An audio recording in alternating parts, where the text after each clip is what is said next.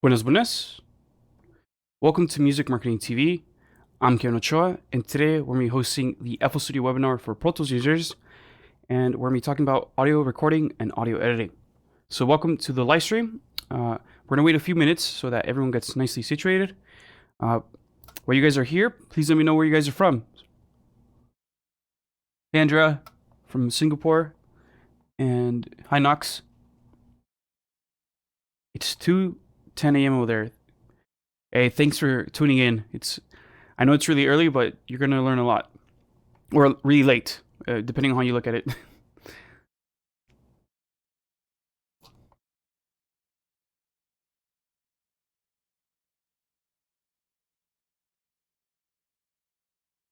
Please let me know if you guys have been tuning into the other live streams that we had.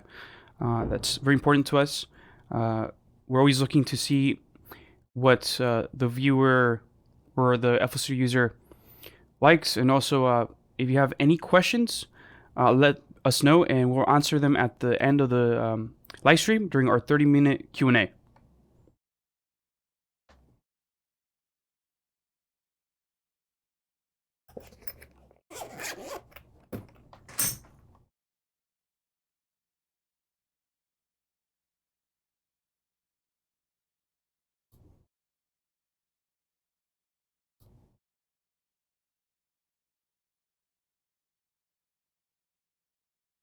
What's up, Dalton?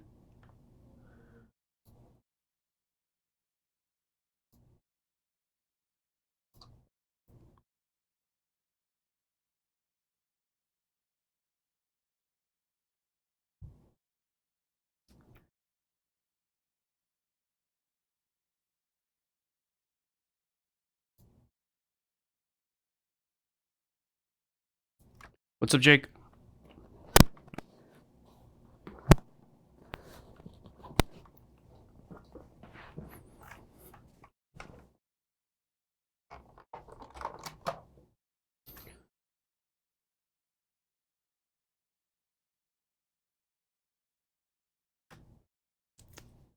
Oh, so you're an orchestra composer, so yeah, there should be plenty of tips here. I'm actually going to talk about how much CPU you can save using audio instead of instruments live. We're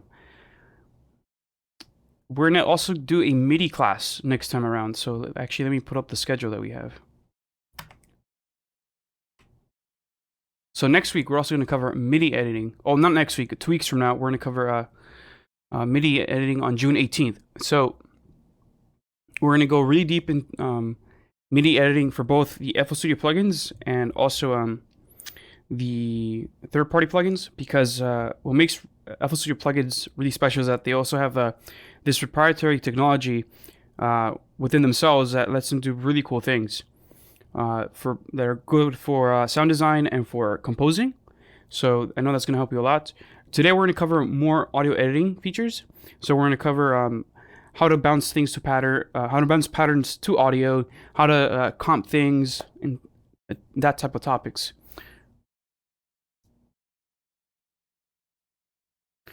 Hi, Porto.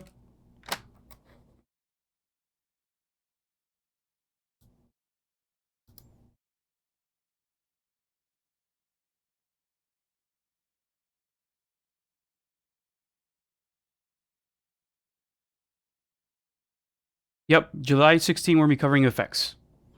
Yeah. Actually,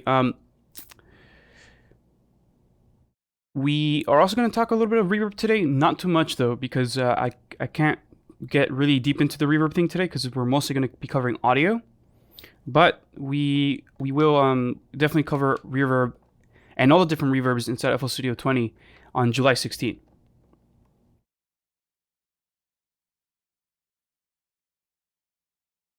Okay, I think we have a good number of people here, so let's start the class. So first of all, again, welcome to the webinar of FL Studio for Pro Tools users, for beginners.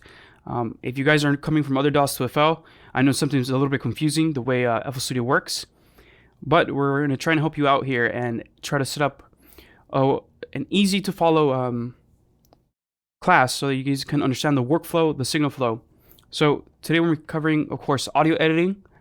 Next week the next meeting will be MIDI editing on June 18th. June 25th we'll be covering FL Studio synthesizers.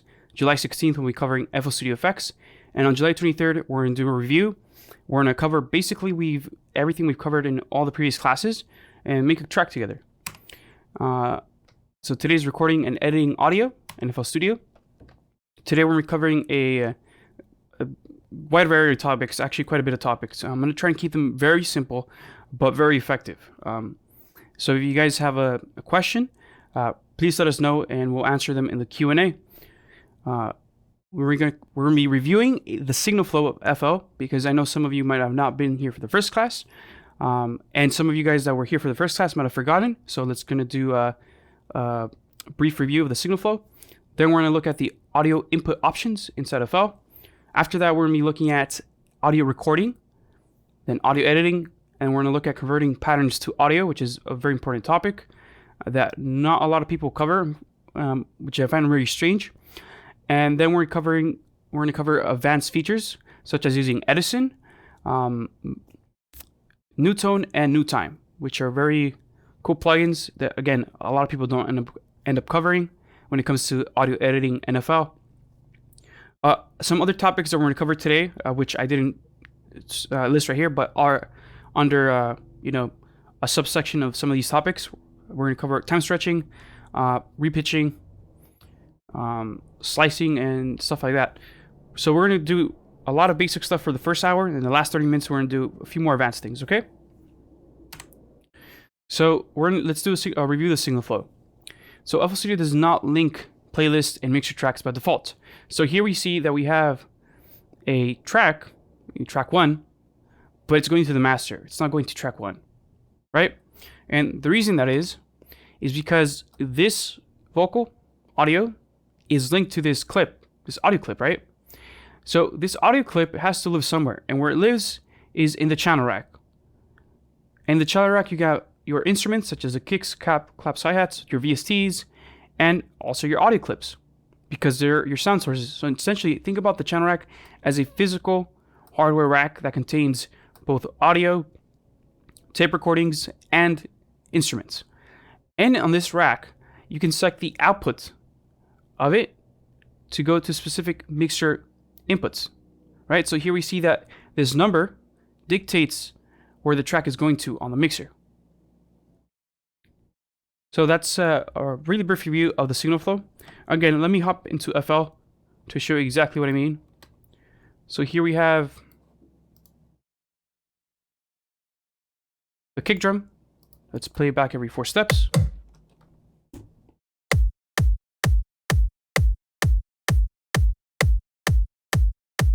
See, it's coming out of track 1. If I move this little number right here to track 8, for example, or 9, it's going to be coming out of track 9. If I move it to track 12, it's in track 12. If it's not going anywhere, it goes straight into the master. All right. Let's go back to the presentation.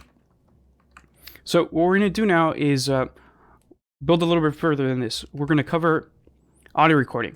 So to understand the audio recording, it's actually quite simple. We basically have to set up the inputs and outputs on our interface. And once we do that, we're able to go into the mixer insert inside FL Studio and input a piece of audio. Now, if you remember, we also discussed how FL Studio's playlist tracks, as you see here, are not directly linked to any piece of audio, any mixer. However, with FL Studio 20, you can hard link them to the mixer track. So here we have the playlist track 1 that has been hard linked to mixer insert 7. So that way, when we record vocals, they're going to the same playlist track. Actually, it's going to create a subfolder, and they're going to be linked, all those tracks, to track number 7. So we're going to look at that as well. And as we see here, once we click a playlist track, we select the playlist track where we want our audio to be recorded to.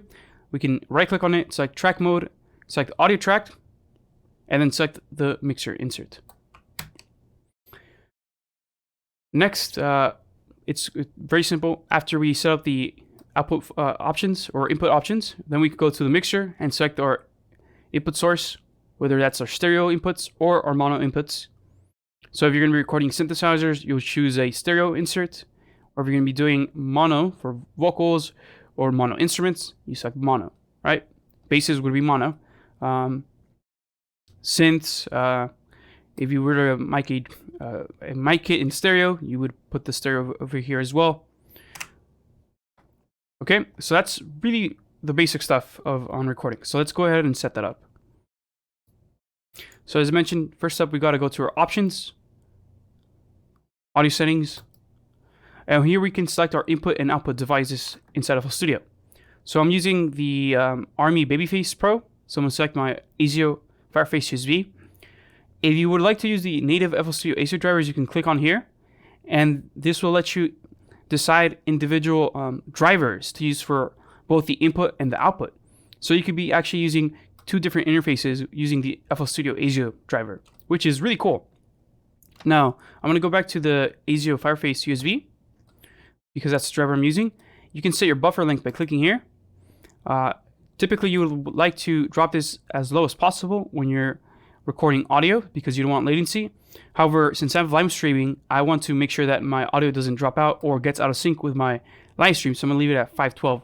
So unfortunately, you guys are gonna have to listen to me record with delay while I'm recording the demos, not with actual feedback delay, because I'll cut off the input to the my mic input to the recording software. However, you guys are gonna hear me drag a little bit behind when I'm recording because the buffer size is so late on this. So typically you'd want to shoot for anywhere below 256, 128, depending on your system, right? Whoops, I almost changed that. So I'm gonna press OK to keep it like that. There's a few other settings here. You can select mix and buffer switch. You can also even use a triple buffer. So if you're finding that your playback is crackling or having any dropouts, you can click on these and FL Studio will have more time to compute your audio. Of course, you don't want to have these on while recording, and you also have a playback track offset on the mixer. Cool. Let's close this. And now what we're going to do, for example, in my case, I want to record my synthesizer. I'm going to go to track 5, insert 5, and then I'm going to go up here and select an input source. So now I'm going to select analog or ADAT because I have the option to do so. I'm going to select ADAT 5 and 6 because that's where my synthesizer is going to. Now I'm recording a hardware synth, and let's play back to see if we get any audio. Of course, I have to go to my MIDI out because this MIDI out plugin's sending MIDI data to my synthesizer. Cool. So now we got a couple recording options up here, right? We have, we right click. Remember, it's very important to right click to select your recording options. We have options to record automation, notes, audio, and clips. Now, if you are a new user and you left click on this, the recording panel is going to tell you if you want to record audio into Edison, audio into the playlist, notes and automation, everything, or show me more help. So for most people, you want to record audio into the playlist. So I'm going to select that.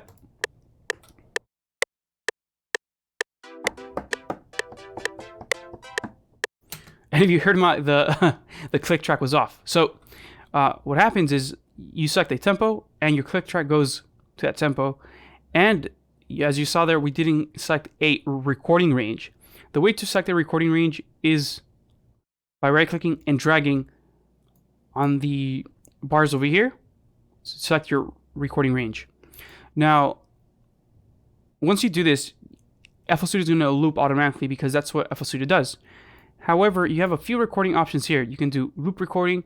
You can do blend recording. So if you want to overdub, you can do that as well. We're going to stick to loop recording right now. And basically, we're just going to set this to be 4 bars. Right? And if you saw there, when you press Control Z, you can actually delete any of the audio that you did not like how you recorded. So it's very simple to delete audio. And very importantly to know is where that audio is going to. So that audio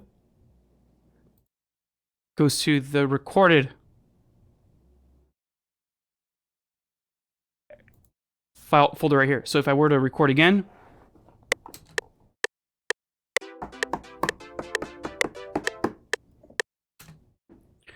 if I click on the recorded tab or my projects tab, the audio will be there. Now, at first the file is recorded temporarily, and then it becomes a fully saved file. If I was you, what I would do is I'd go to the options menu, go to file settings, project, and set a data folder for this project. So you can save it under your FL Studio projects folder, and that way you can keep your files nice and organized. So if I go to projects 2020 May, I can make a new folder and call this demo 1. Right? And then I'm going to call the project demo 1. So now we set a data folder for this project where all this audio is going to be stored. And we also save the project itself. So once again, let me slow the tempo down. And I'm going to give myself 2 bars instead of 1 as a pre-count. Do you see this 3, 2, 1 number? That's our pre-count. We have a metronome right here. And we have our loop recording options.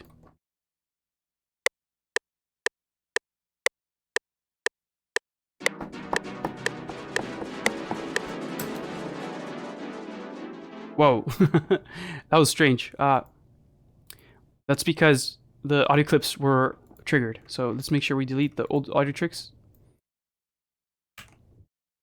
Now that shouldn't happen to you because you guys are not running a demo like I am right now. But basically just go to your MIDI track, or let's say if you're recording your vocals, you can simply go to your mono input. Let's say I'm using analog 1. And then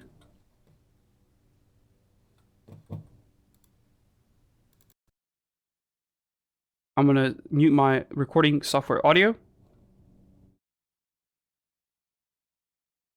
just so that I can actually record myself in the live stream.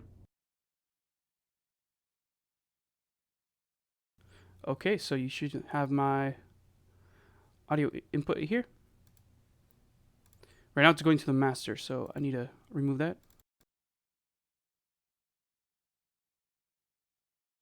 There we go.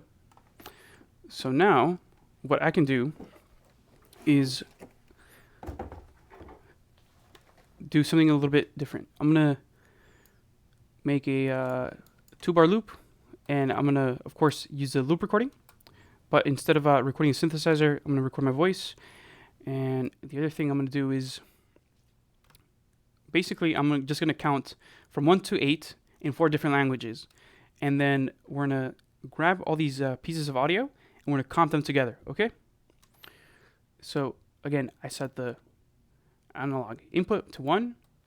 And now I'm going to right click to my track, select track mode, instrument or audio track, and link it to track 5. Now I can right click, rename this track to vocals. I'm going to change the color of this. Make it pink or purple, whatever suits you better. And now I'm going to record myself counting from 1 to 8 in different languages. And then we're going to comp that, okay? So I'm going to press record.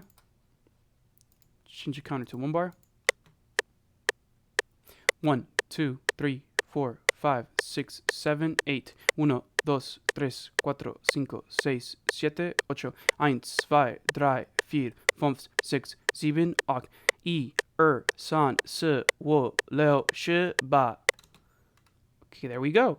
We're recorded in 4 different languages, and as you can see there, the loop recording is set up pretty well. Now I'm going to remove the audio input in FL Studio, and I'm going to go back to the audio input into the live stream. So I'm going to set this to now. And now you should hear my voice again on the live stream and not inside of the FL Studio recorder. Now I'm going to unmute these tracks by pressing T or choosing the mute tool, which is, T. But if you don't know your shortcuts, just go up here. See this little speaker with an X. That's the mute and unmute. So now I'm also going to press R to remove the recording. So if you press R, you record enable. You remove it, you disable the recording. So now let's hear back our track. 1, 2, 3, 4, 5, 6, 7, 8. I'm going to press Control M to mute the metronome, or I can click up here. 1, 2, 3, 4, 5, 6, 7. And I'm going to check all my clips. 1, 2, 3, 4, 5, 6, 7, 8. And the Spanish one. 2, 3, 4, 5, 6, 7, 8. And the English one. 1, 2, 3, 4, 5, 6, 7, 8. Okay, so now what I'm going to do is select my favorite quote-unquote parts of the clip. So let's say I like this hit right here, and I like some of these other hits. I'm just going to chop them up. And I'm chopping them by pressing C or selecting the slice tool up here. Again, it's the cardboard box cutter. It's super easy to remember. You won't forget it.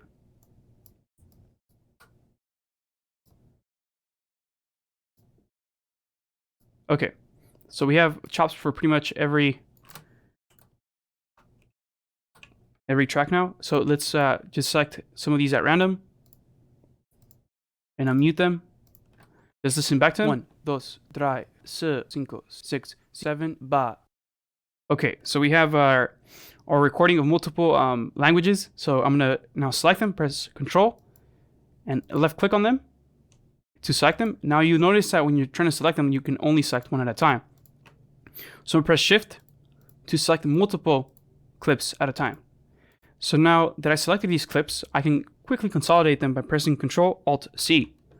And then I get some rendering options. It asks me if I want to enable my master effects. Of course, I do not. Maybe if I had insert effects, I might want to enable them so that I can save some CPU power. I'm going to press Start. And boom, we have created the clip that's consolidated. 1, 2, 3, 4, 5, 6, 7, 8. And we have a pretty ridiculous recording of me recording multiple languages. But in your case, you're gonna have the best pieces of audio from every take your artist took. So it's quite simple to do. Again, if you press Control Alt Z, you can delete that consolidation, and maybe you decide to switch some of these up.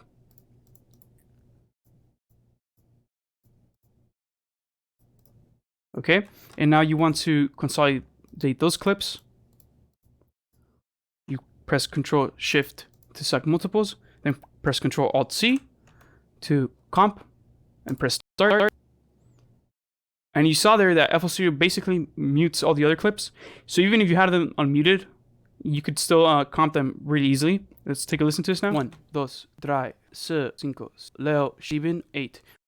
Now you'll notice that some of these clips I am not, saying them in time, and they're also chopped. So let's go ahead and try to fix that before we actually render. 1, 2, 3, 4, 5, 6, 7, 8. So here on this one, the cinco, I'm actually getting cut off. So I'm going to press S to select my slide tool. And there I can slide to move my audio back and forth. Cinco. So before you couldn't hear my cinco, the S and cinco. Now you can hear it completely. Cinco, 7, 8. Cinco, 7. Here you also cannot hear my sieben completely. Cinco, 7, 8, 1. And if I drag it too far up, to the right, you also can't hear it. So I'm going to press Alt to undo snapping. So when you have snapping on, whenever you move audio, it's going to be snapped to a position. If you press Alt, you undo the snapping. So now you can move it smoothly throughout the playlist. 5, 7, 8. So I'm gonna try and make this as smooth as possible right here. Leo, 5, Leo, 7, 8. 5, Leo, 7, 8. 1. And then up here, 8, 8. 8 is pretty nice. Okay, so now we have a better recording. Here there's a Leo, 7.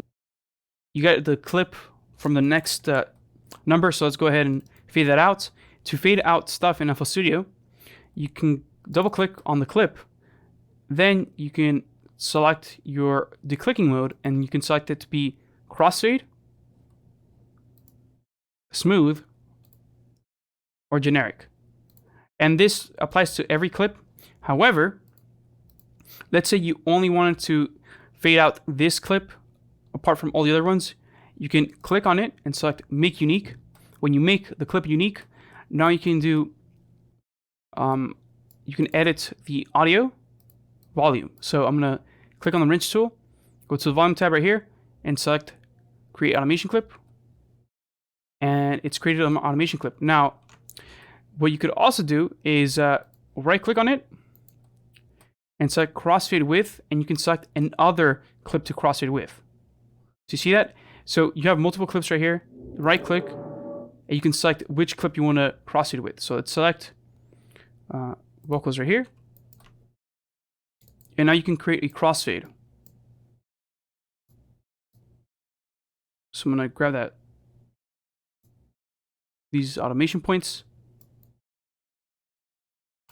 and cross it. 7, 8. And now I no longer have that that 8 or that 7 in Mandarin. Leo, 7, 8. Leo, 7, 8. You hear that? So now I create a crossfade. I can put that automation clip right there. To change what clips you're looking at, if you don't want to look at your automation clips, you can click up here and select focus on audio clips. And now you're actually moving your audio clip around, not the automation clip. If you want to edit the automation clip, you can select automation clip, and now you're moving your automation clips around. To select both of them, you can press Control, Shift.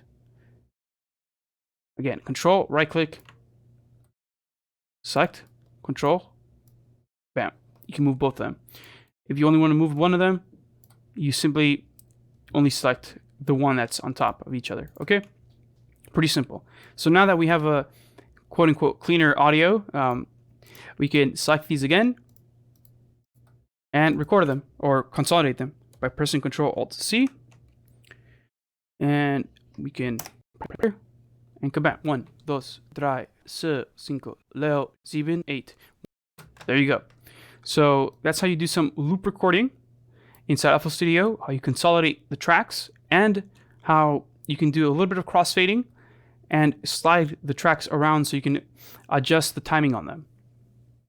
So that's a very simple process, but again, it takes a little bit of time to get used to, especially coming from other DAWs where perhaps you are used to not having multiple tracks like this. Maybe you're used to having them all in their own individual tracks, not under each other.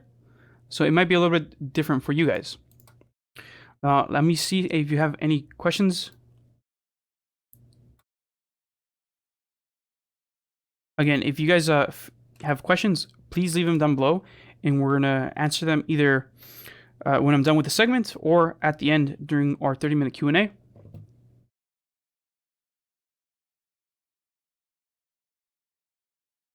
So I'm gonna save this real quick. And remember how I said that all these audio clips will be stored in one file folder. I'm gonna select File, Save As. I'm gonna copy the name of this folder location. Then I'm gonna open Windows Explorer. I'm gonna paste this in Windows Explorer, and you can see here's all my audio files, including the consolidated file that I recorded. So it's really easy to keep management of your audio inside of FL Studio 20.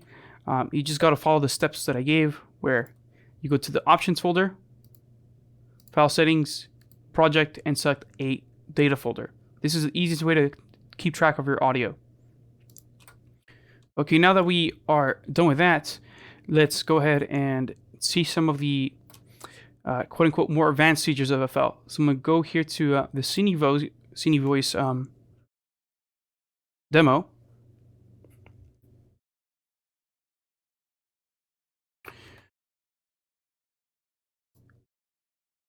And here we have a couple recordings I did yesterday. So here's the original recording.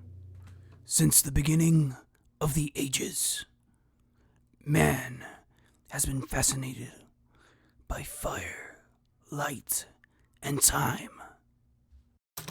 So that recording's really raw. It's also filled with plosives and S's. Since the beginning of the ages, man has been fascinated by fire, light, and time. And you can clearly see the spikes in the S's right here and the T's. Since the beginning, how much louder they are compared to the other parts of the track. and time. So what I want to do is clean that up. Now, most DAWs don't have a dedicated audio editor that lets you control audio spectrally. So FL Studio actually does have that. So we're going to take advantage of it. So let's double click on the clip, and we're going to right click and select Edit in Audio Editor. Actually, before I do that, let me show you what this recording ends up sounding like after we're done with this process. Let's play this back. Since the beginning of the ages, man has been fascinated by fire, light, and time. If we send this out to my track right here, track number 9. Since the beginning of the ages, man has been fascinated by fire, light, and time. Then you get a very big like cinematic effect that you would expect in, let's say, a sci-fi movie and whatnot. So to get that effect, we're of course going to look at Edison, which is the Spectrum editor and a very powerful editor inside FL Studio. We're also going to look at Newtone, which is a repitching software inside FL. Again, this is similar to Melodyne. It's not as powerful as Melodyne, but it'll get the job done if you're using one vocal or any sound that's not polyphonic. So let's take a look at the Edison first. Let's go back to the track.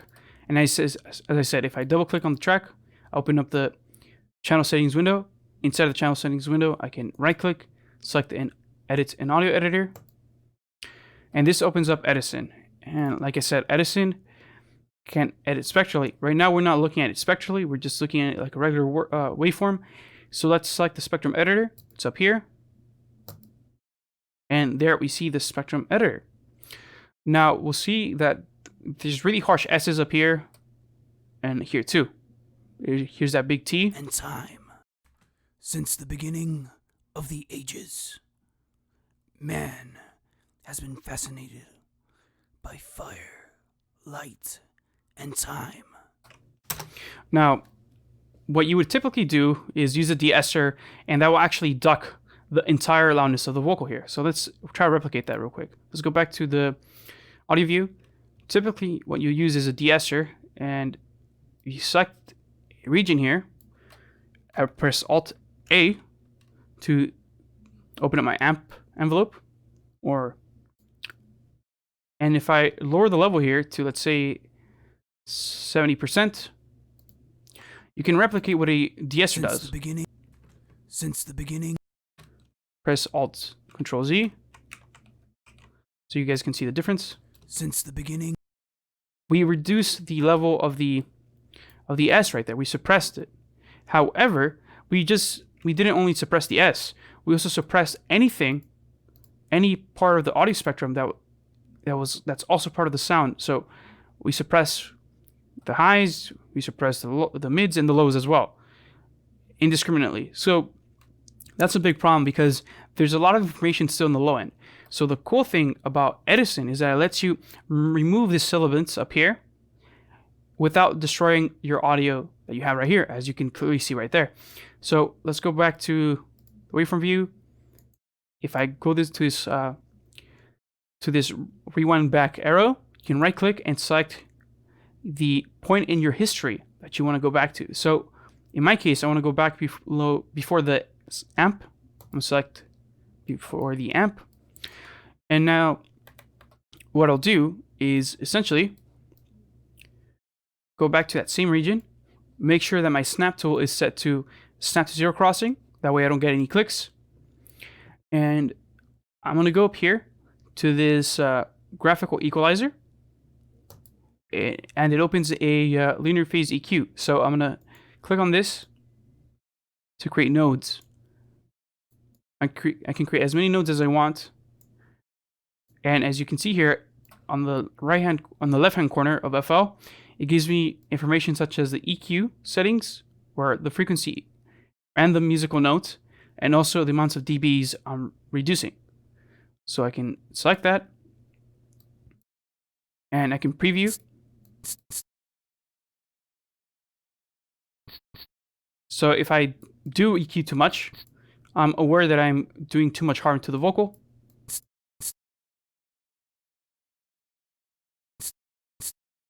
I'm going to accept this. Since the beginning. And now we get a much more balanced sound without actually destroying our low end that's right here. There's other issues in this vocal. You hear, I believe, right here. Time has been fascinated by fire. Has been fascinated. There's a big pop right here. Has been. If you don't have a subwoofer, you won't hear it. But this is going to affect if you have your song played out in a festival or in a club where you have really big speakers. So now I can use that same EQ, right, to remove all the pops in the low end. Now I'd like to do this individually for pops that are very aggressive. However, I'm going to do this really quickly for everything for this live stream, just because it's going to take too much time to actually go and cut out every single part. But hit accept. Man has been fascinated. You remove some of that subby low end that was popping. Now I can go ahead and, like I said, I can dig in a little bit deeper to that specific region. Go back to the equalizer and attenuate this just a bit more aggressively.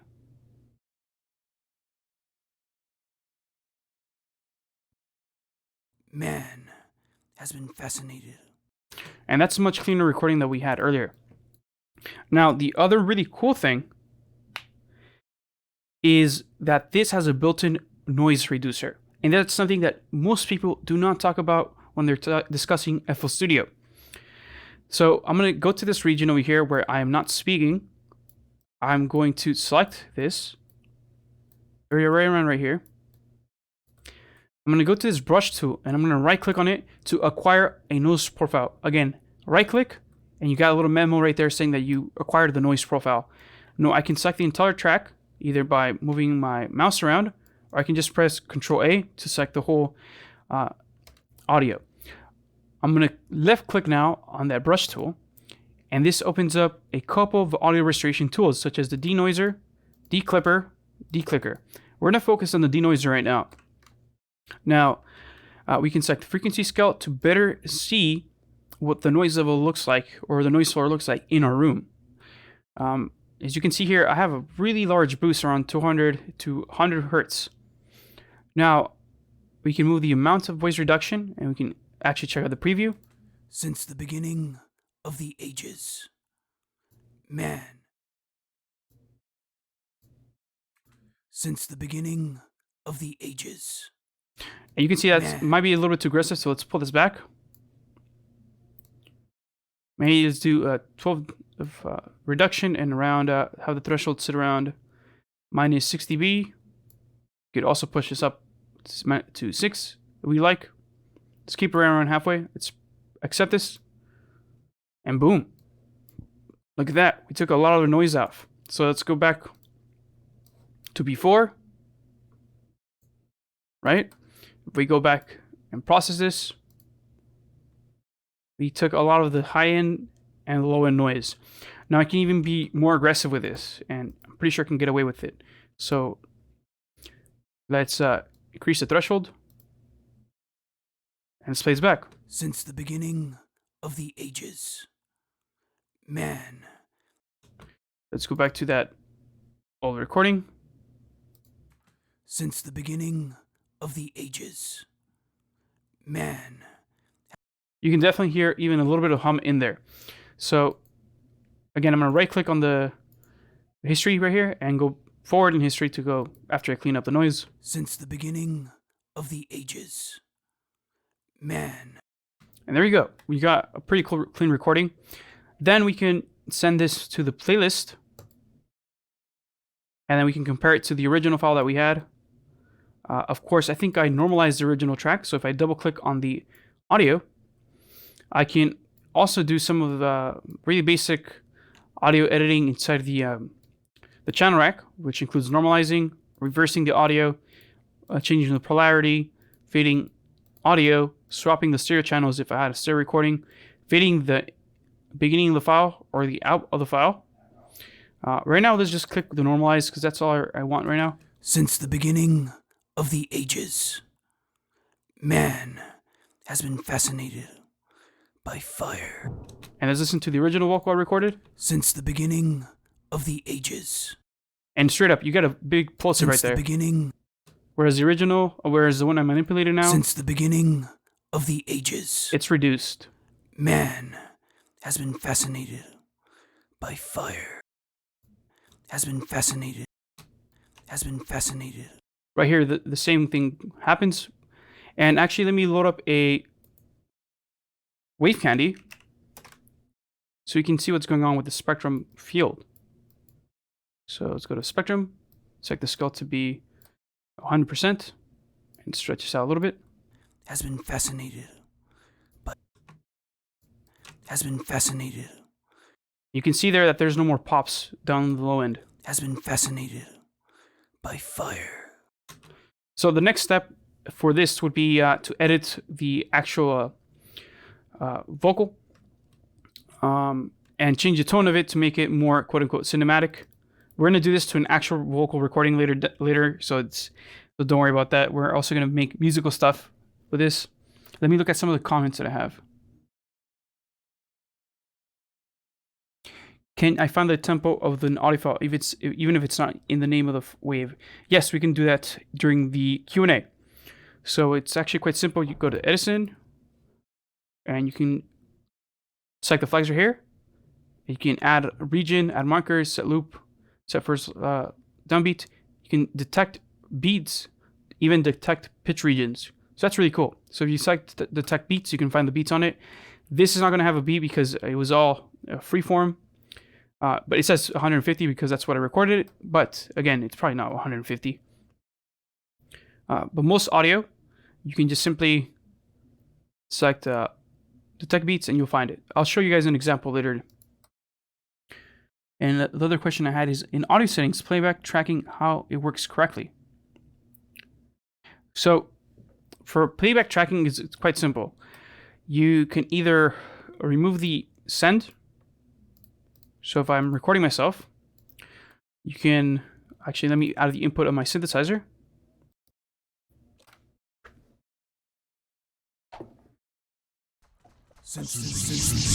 Has been.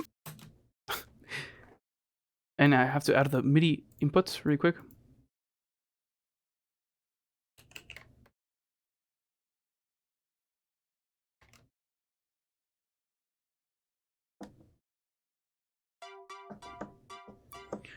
If I were to be recording an artist, we could select the location the audio is being sent to. So if we wanted to remove it from master, so that the recording artist doesn't get any feedback, we can remove it.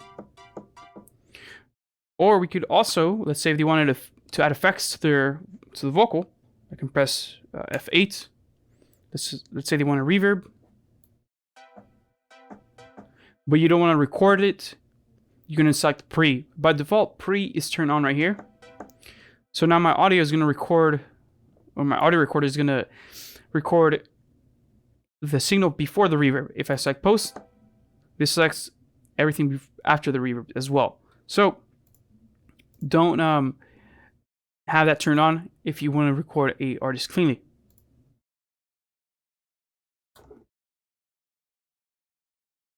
Okay, let's go back to the cinematic voice sound design. Let's click on that, and now instead of further editing this in Edison, I'm going to select another one of the really cool tools in FL Studio. I'm going to right click and select pitch corrector. This is going to open up new tone. So new tone lets me correct pitches. Since the beginning. Since the beginning. Right? It also lets me change formants. So if I zoom in closely, there's a little format tab right there. I can change the format. Since the beginning. Since the beginning. All right. That's pretty funny. So I'm going to drop some of these down. So I'm going to press Control A and drop them all down. Let's say 3 semitones.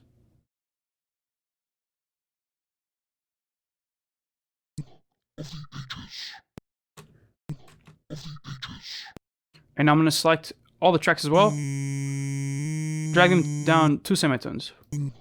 Since the beginning of the ages. Hold up, let's go back a little bit. Press Control Alt Z.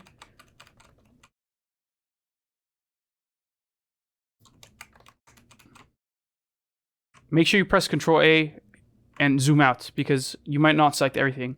You can also press Control and select all of them or only the ones you want to affect by pressing Control, right click, or left click and drag to select multiple clips.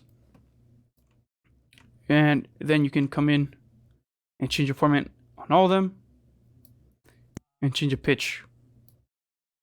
Of the ages, man has been fascinated by fire, light, and time. Now you can do a couple cool things. So let's say I wanted to extend this man. I can come to this piece of audio if I unselect everything and then drag it out to stretch it. Man. Whereas before something like this, Man has been fascinated by fire, light, and time. so you can fix up timing in vocals as well, which is really cool. A couple other things you can do is change how fast the pitches move, which I'll show you a little bit better in some other vocals because these don't really have a pitch. But if you see here, if I click on the top portion, I was actually moving the amount of volume I have. So if I want to have less level right here, I can do that. So for example, I have the big T over here. Light and time. Light and time. The time, that's really loud. So I'm gonna select my cut tool over here. I can also just press C. And I can either go by the grid or just press Alt to go off the grid when I'm cutting. And for the most part, when you're cutting things up, especially consonants and sounds that, S's, pops, and T's, sounds that don't really have a tone, what you want to do is remove them from the pitching equation. So you want to actually keep them in the same position where they originally were. You also don't really want to change your format. So what I'm going to do is undo the deselect the slice tool. Now I'm going to pitch this back up 2 semitones to where it originally was, and I'm also going to fix the format of it to not send it too low, so it doesn't sound unnatural. And time. Whereas when it was over here, And time. if you keep pitching the T's down, it sounds weird. Time. So you want to keep it up there so it sounds as natural as it can. Because again, you don't want to be pitching those S's and T sounds. And like I said earlier, you can change the volume of things if they seem too loud. And time. So now your compressor doesn't have to work as hard. Let's quickly go over and do some basic fixing for some of these sounds. So again, I'm press Control and drag. Fix the volume on this man. I'm only gonna attenuate the volume by 15%, let's say. So when I press play now, the signal is not as loud as it used to be. Fire, I also believe the phrase is a little bit too By quiet. fire. So let's increase the level here. By fire. Light. Now it's too loud. By fire. So we're somewhere around 120% of the By original. fire. Light. And time. By fire. Since the beginning of the ages, man has been fascinated. This one's also very quiet. So let's click on the phrase. Bring the volume a little bit louder. Has been fascinated by fire, light, and time. And in retrospect, basically all the first half of the phrase is a little bit too loud. So let's make this a tiny bit quieter. Since the beginning of the ages, man has been fascinated by fire, light, and time. Okay, so now let's say we were happy with our recording. We can close the window down and then send it to the playlist by clicking right here. Send to playlist, and boom. We sent this audio to playlist. Again, we can click on it to normalize it. And now we can compare this again to, let's say, one of our other recordings. Actually, you can kind of see the man is still really loud, so let's fix that again.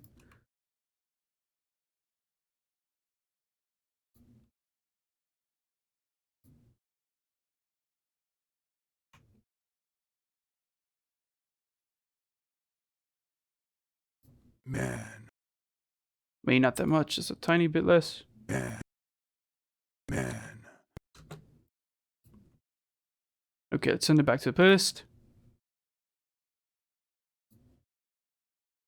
There you go. And let's normalize this. That's a lot more balanced. Since the beginning of the ages, man has been fascinated by fire, light, and time. Yes, you can actually use this technique in for basses. I'm not sure about strings because since they're polyphonic instruments, you can't really do the polyphonic repitching inside New Tone. However, you can do time stretching because there's another plugin called New Time. So if I double click on my audio, right click and select Edit in Time Warper, I'm actually able to edit the audio. Since the beginning, since the beginning, since the beginning, since the beginning of the ages, of the ages, And change the time warping on it, so it's quite helpful. of the ages, man, Again, if I wanted to stretch that man out, man, but maybe not that much. Let's make it a little bit more subtle. Press Alt.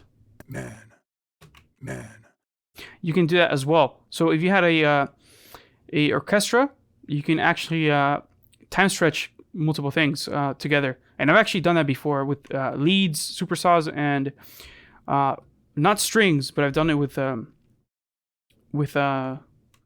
pads. So it should work with strings as well.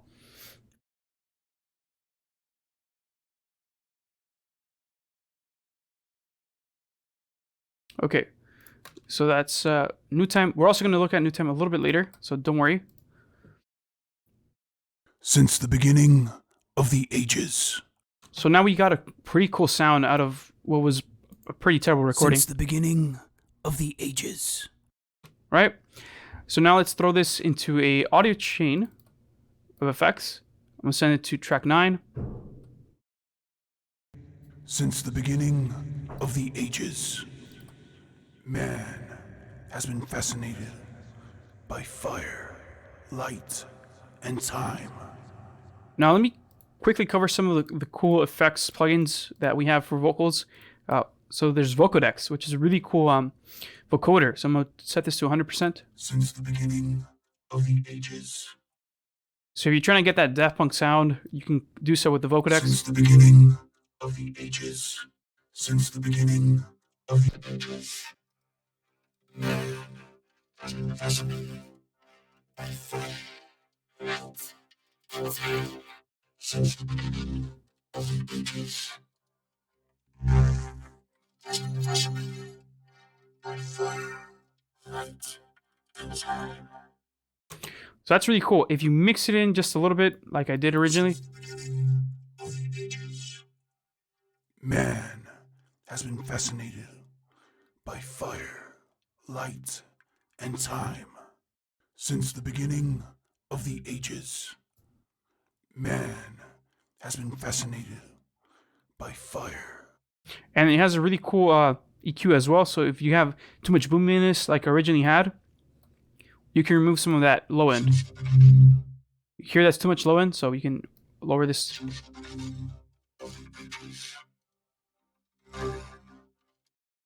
Cool, and then you can add some distortion.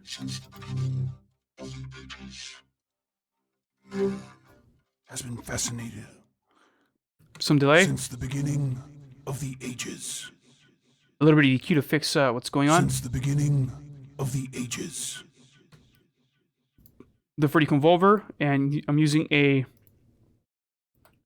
I was using one of the church presets. Since the beginning of the ages, man has been fascinated.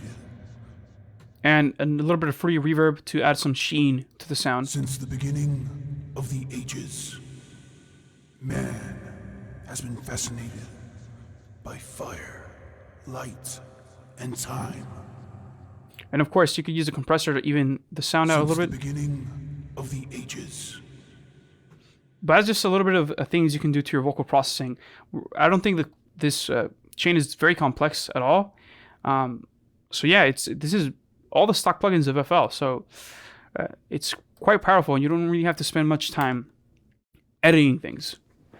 Okay, they do come included with tons of presets. So if you go to the Vocodex, you'll see here that there's a lot of presets, and underneath those presets, you also have different modulation sources. Or carriers, I should say, carriers. So you can change the tonality of your character of the voice. So quickly again, let me just go back to the... Since the beginning of the ages, man has been fascinated by fire, light, and time. Since the beginning of the ages, since the beginning of the ages. Since the beginning of the ages, man has been fascinated by fire, light, and time. So that's really cool. I mean, for sound design purposes, for composing for multimedia productions such as movies, ads, any type of video production work, this software is fantastic because you can quickly edit the pitch of things, audio restore things, DS things, and even use the internal effects like the Vocodex to mangle your sound into something it was not at all like before. So let's just go back to the original. Since the beginning of the ages.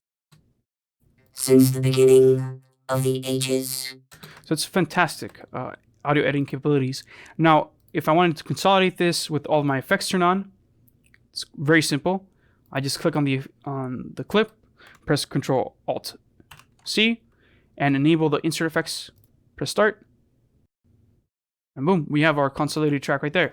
Since the beginning of the ages, man has been fascinated by fire, light, and time. So that's really, really cool.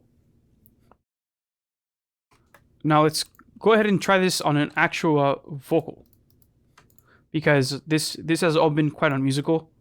So let's come to this deep house shop vox. You have this vocal.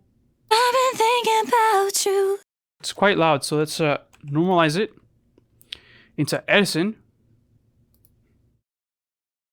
I've been thinking about you. I'm going to use the amp under the wrench tool to lower the level to, let's say, 70%. I've been thinking about you. I've been thinking about you. I know it's a little bit quiet. Usually I like to keep my vocals around minus 12 dB because I feel that's a good position, so you're sure you're not going to clip. But let's just keep it somewhere around 70% right now, and I can send it to the playlist. So now you can see it's a little bit quieter. I've been thinking about you. So what I was thinking was doing a little pre-drop. Thinking about you. So let's map this to the original tempo of its track. So if I go to 115, I've been thinking about you. that fits nicely. Let's turn on the metronome. I've been thinking about you. Let's drag this a little bit behind. I've been thinking about you. You could also find the tempo of this by opening up Edison and selecting the pitch, detect beats. I've been thinking about you. I've been thinking about you. And Edison tells me that it feels like this is rather 121. So it might be the case that the original singer messed up this. So let's set this to 121.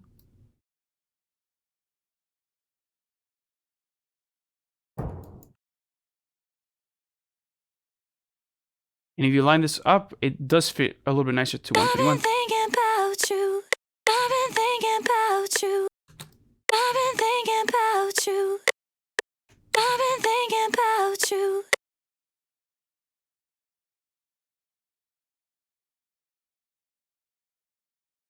I've been thinking about you. So I just 115 feels too slow. I've been thinking about you. I don't know about you guys, but to me it feels a little bit slow, even if I I've been thinking about you. try to move it forward or a little bit back. I've been thinking about you. So I feel like Edison gives me a more correct time. So let's move it to 121. I've been thinking about you. And again, let's fix the beginning. I've been thinking about you. I've been thinking about you. I've been thinking about you. I feel like that's a bit better. So now let's do some vocal chopping. So let's cut off this ending, the Jew part. Choo, choo. It's 2 cuts right there. Again, I can press Alt to undo the grid, and that way my cutting doesn't follow the grid. Choo. And now let's say I can drag this right here and chop this up. If I want to quickly delete something without having to cut it and then press P and then right click and drag to delete, I can simply press C and then instead of left clicking, I can right click and this removes the second portion of my cutting. So it's really cool. Choo, choo, So make a little groove right now. choo, choo, choo, choo, choo.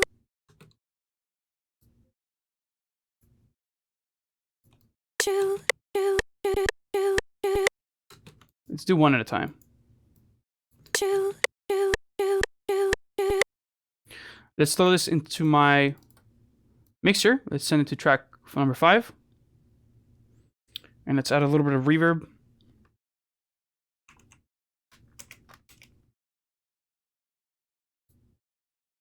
I've been thinking about you. Choo, choo, choo, choo. Okay. It might feel a little bit too rushed, so let's push it just a tiny bit back.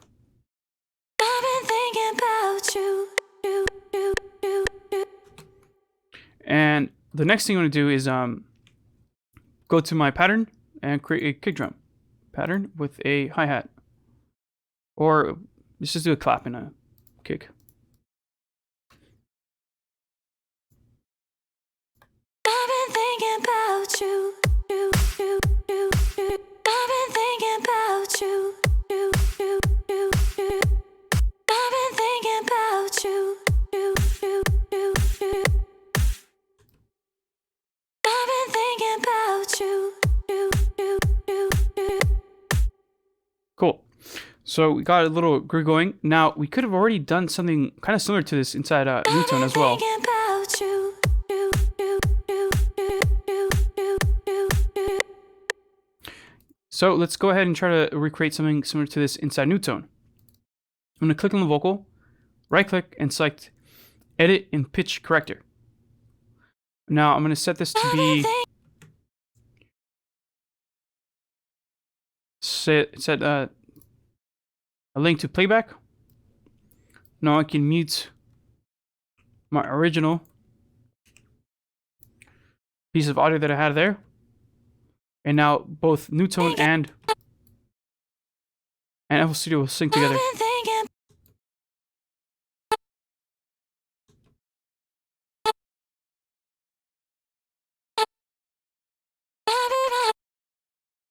I've been thinking about you.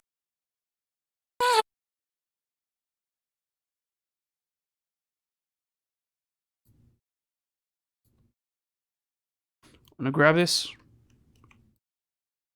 Press Control. Drag this over. I've been thinking about you.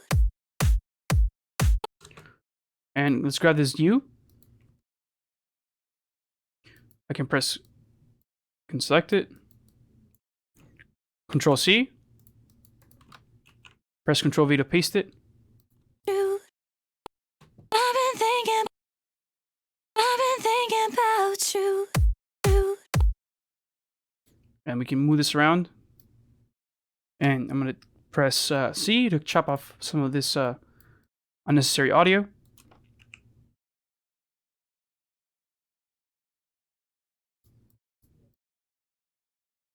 And make sure you don't press 1 because it's gonna zoom out. I always do this. I don't know why, but it's always a mistake of mine to press 1. So I'm gonna press delete to remove that chunk of audio. Now remember how I didn't fit exactly right, so I'm gonna use my time stretching to shorten the sample a little tiny bit.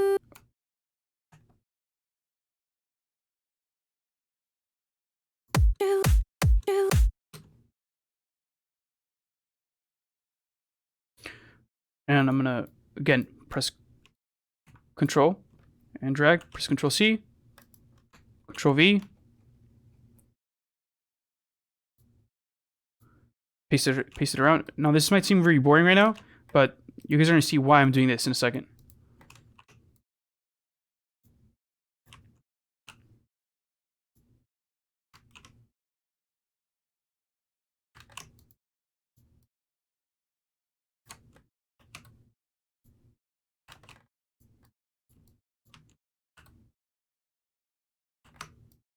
Then grab the whole thing, just Control C,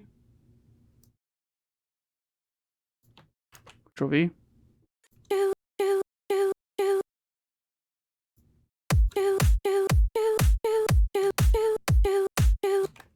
All right, so I think you guys are starting to get an idea of what I'm gonna do here. So I'm gonna extend my pattern a little bit further, and I'm also gonna extend or copy these notes again. Press Control C.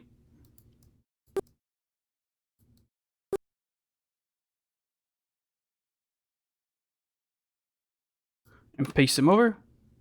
And I'm going to select a certain amount of bars right here and send them up to different chords or to play different notes. Let's play. I've been thinking about you.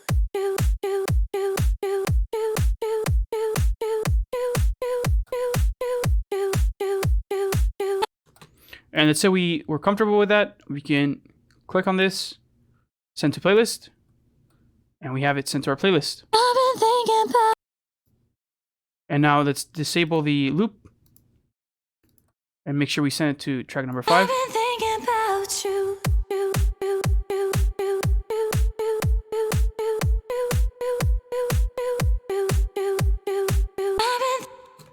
These are a little bit off, so let's I could have zoomed in to correct these inside Newtone. Let's go back to Newtone. I just simply copied them a little bit too fast. You see they're a tiny bit off. So let's select them, and just move them a little tiny bit over. Like so.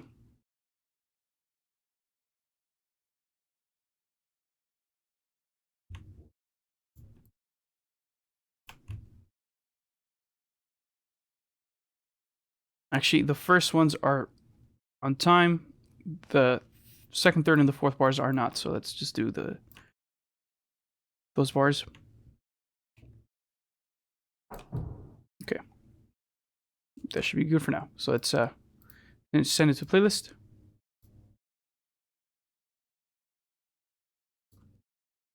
I've been thinking about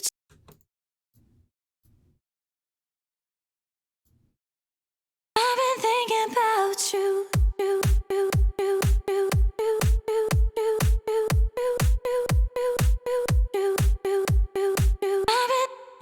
There you go. So you guys can edit vocals. You can even do that same thing for the introductory part of the vocal. So let's cut this out. Let's say we wanted to change the melody at the beginning.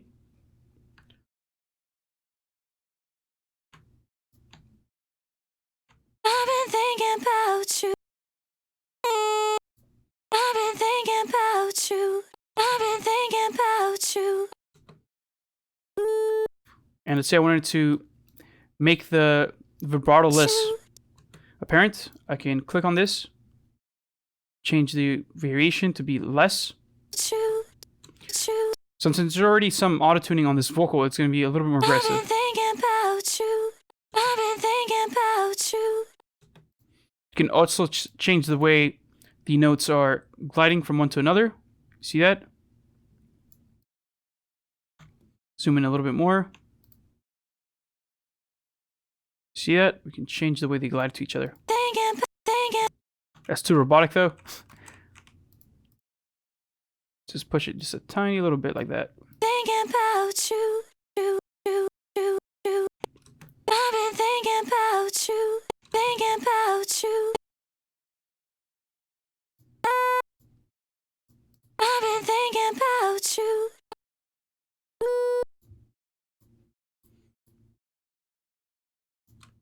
And if we don't want to hard set them, we can change the sense on this as well.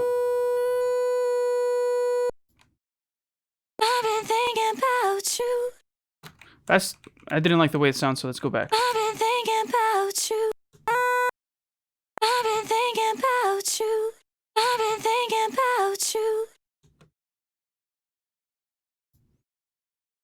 That's different enough, so let's send this over to the playlist again.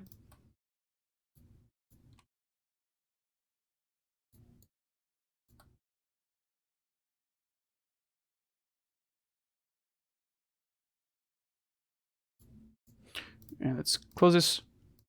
I've been thinking about you.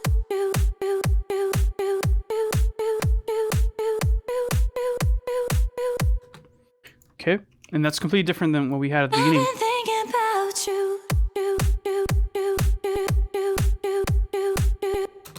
So that's just a different way of editing. We could also do some repitching inside the playlist itself. So instead of having to do the time stretching via new time or new tone, we can do some audio editing or audio time stretching, I should say, in the playlist. So let's say we wanted to change the tempo of the track in automation. Let's press create automation clip. I've been thinking about you. So you see that when I change the timing of the track, the audio stretches, or it doesn't stretch, so then some chops overlap. So there's a way around this. So if I click on this and select resample and set it to stretch, now this is going to stretch along with my tempo.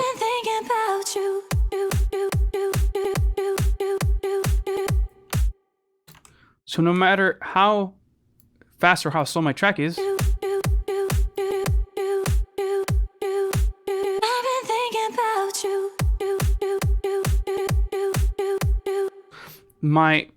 the pitch of my track will stay intact. Now let's get rid of that tempo automation. Let's say we only wanted to do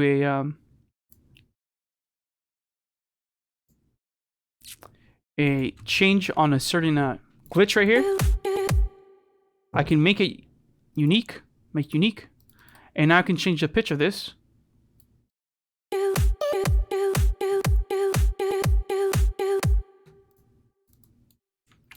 Let's copy that glitch over.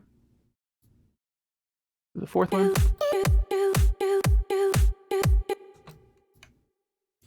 And I'm going to change the phrase here. So I'm going to press S to change the phrase. And I'm going to make it unique as well. And find a different note.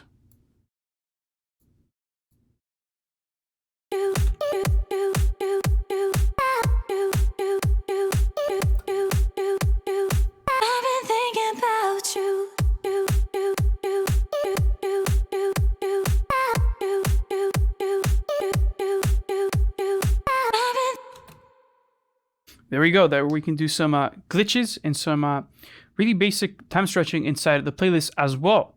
But you guys can see that in New Tone. You can even change the vibrato of notes and change the gliding from one note to the next.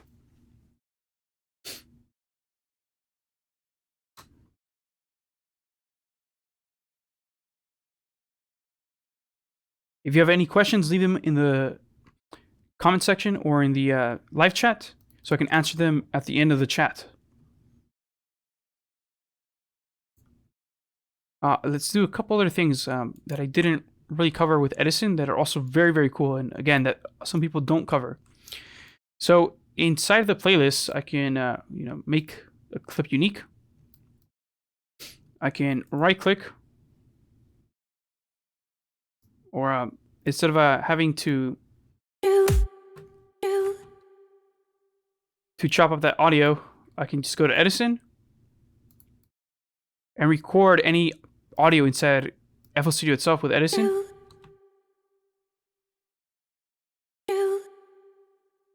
Now I can do a couple things. There's a little reverb on this already, so I can just click this and delete the beginning of this track. And I'm gonna press Alt A to change the amp envelope. Now I can grab this reverb and I can reverse it either in the playlist by simply checking the channel rack, settings, and select reverse. And I can do a reverse reverb into every other vocal chop. So I'm gonna do this every 2 vocal chops.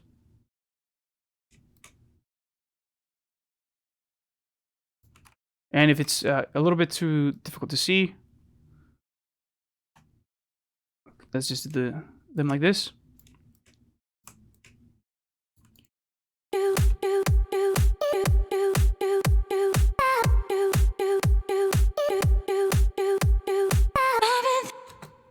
This one's a little bit off. And so is this one.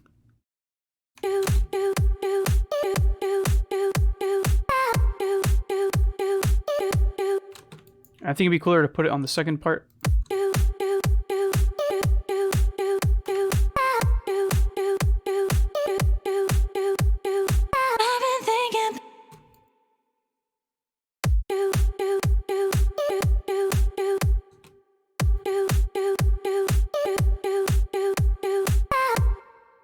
And furthermore, if I go back to the Edison, and let's go back in time and just load up the recording. Let's delete the reverb part of it.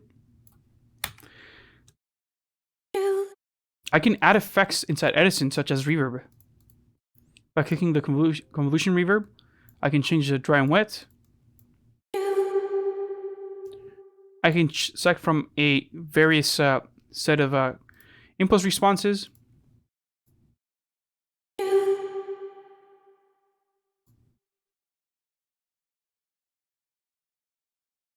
You can go to reverbs, like spring reverbs as well.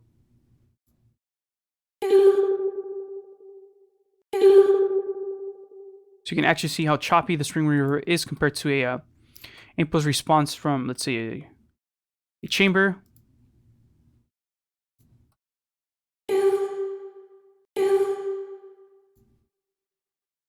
Let's say I want a church. Let's go back to the impulses. Go to halls. Go to Montclair Church and select 4. There you go. I'm going to accept this. Now I'm going to set the dry all the way down, so I just hear the reverb.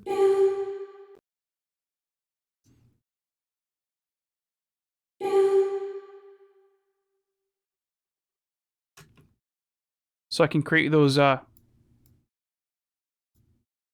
cool reverb risers right before drops. I've been thinking about you. Thinking about you. And if I want to fade this a little bit cleaner, I can go to the declicking mode. It's like crossfade and fade the fade it out the I've been track. thinking about you. I've been thinking about you.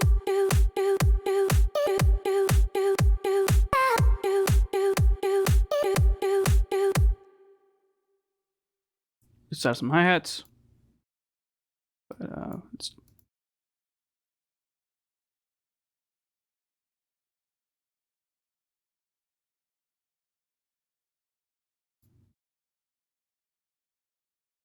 I've been thinking about you.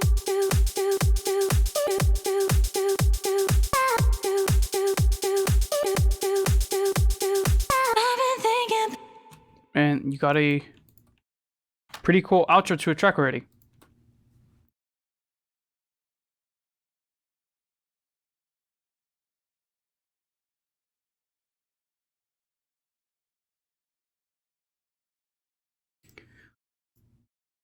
All right. Is there any questions you guys have? Let's do the open Q&A now, since we're at the 1.5 hour mark.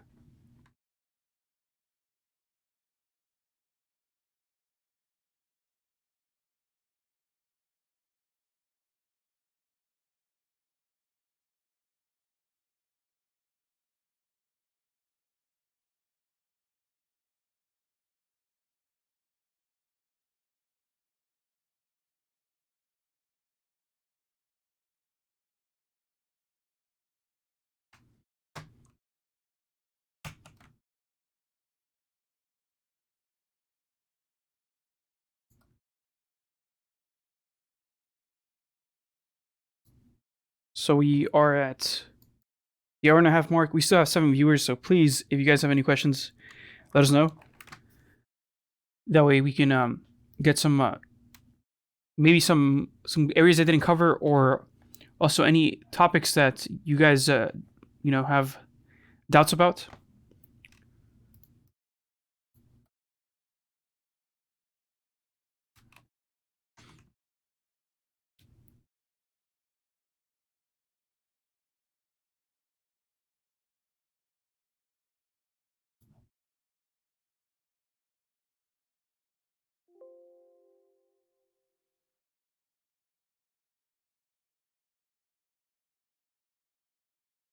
So let me recap the recording process again. So we go to options, audio settings, select the proper devices that we want to record from, set the proper buffer length. Of course, again, make this shorter. If you're recording an artist, right now I'm doing a live stream, so I cannot do that, unfortunately, or else all my devices will go out of sync. Now let's go to the channel track that we want to, or the mixer track that we want to record to. We can select the input device. So let's say I wanted to record my voice again. I can go to mono analog 1, which is where my mic input is going to. I'm going to quickly mute my recorder for the live stream. And now you should hear me in FL Studio. And you get the metering options right here. You can change the waveform view, which is really, really cool. So you can see the transients and the shape of the waveform. But you can just use the traditional level meter. You can right click and select your track mode inside the playlist track to be audio track and match it to your mixer track. And now this track and that track in the playlist are completely matched together. So whenever you rename it, they're renamed together. If you change the color, they stay together. If you change the icon as well, it stays the same.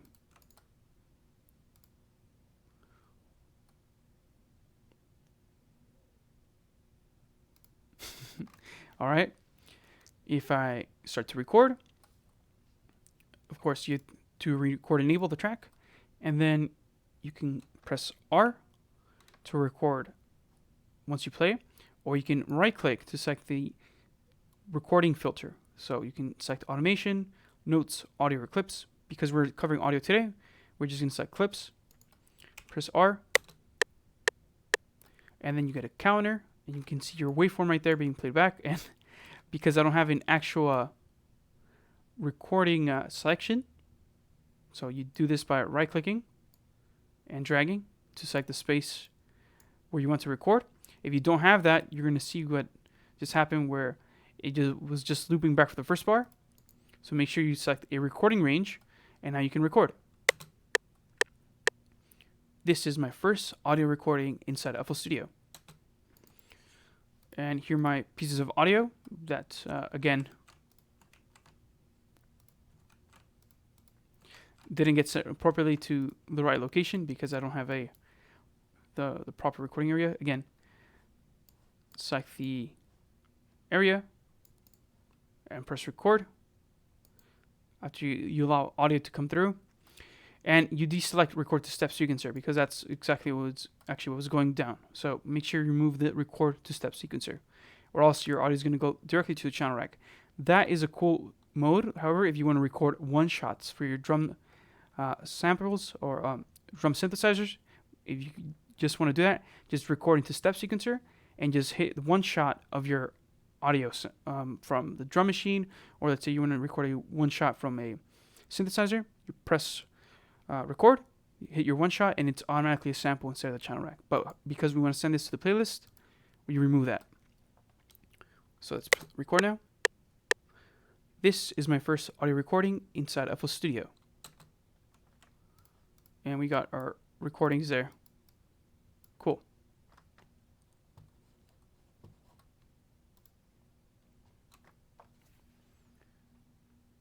Let me go back to my OBS recorder and let me mute the audio track inside FL.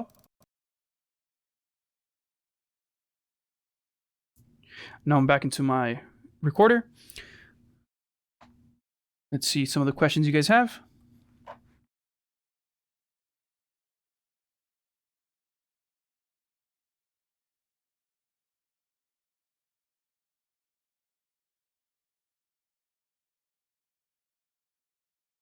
So Jake had the question asking, I bought a FL Studio Signature bundle academic version, and I know that I cannot use it for commercial uses, but here is my question. If I click on About, and I will see something like register to, hear my name, academic version. I don't have the academic version. If I go to Info or About, you see my info here.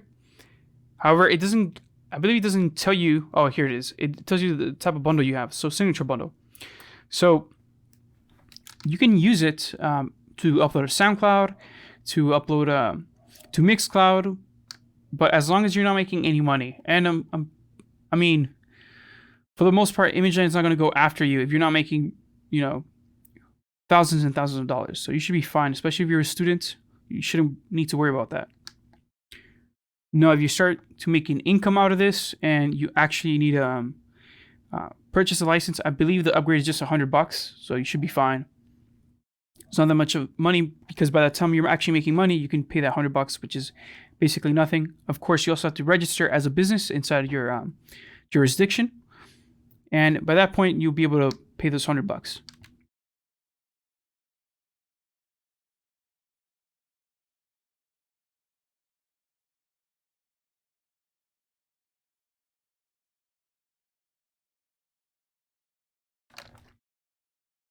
So Jay asked if I can explain the quantize to And I can do that. Let me just make a new, put up a new template. So let's load up a couple samples here. Let's go to my samples.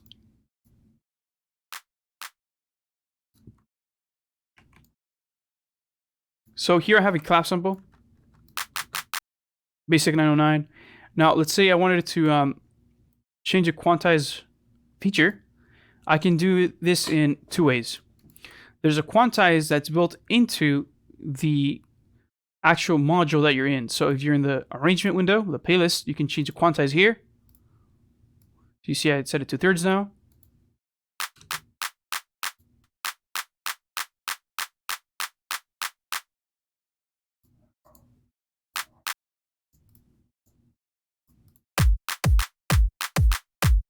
So now I'm playing thirds. If I were to set this to quarter beats, I can set the claps to play quarter beat stuff.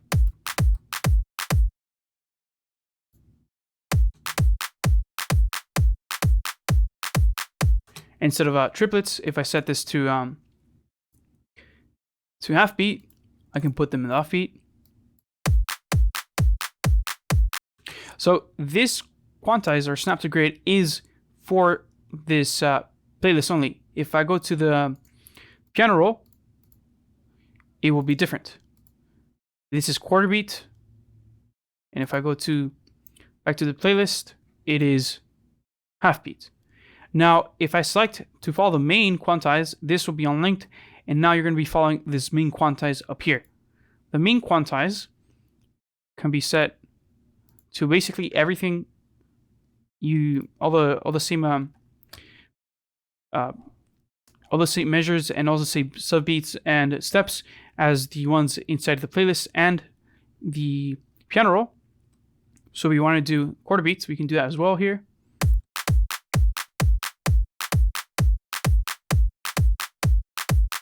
If we want to do triplets, we can do that as well.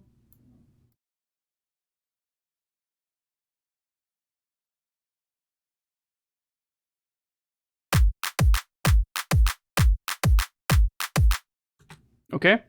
Now, if I had this selected under, let's say, quarter beat, now this is no longer going to match my master, my global snapping.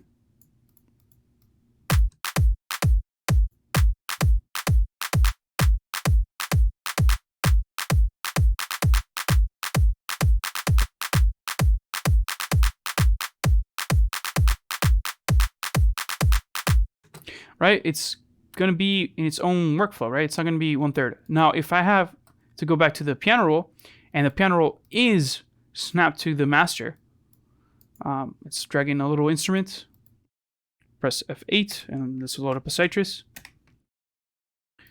Let's say we do have that citrus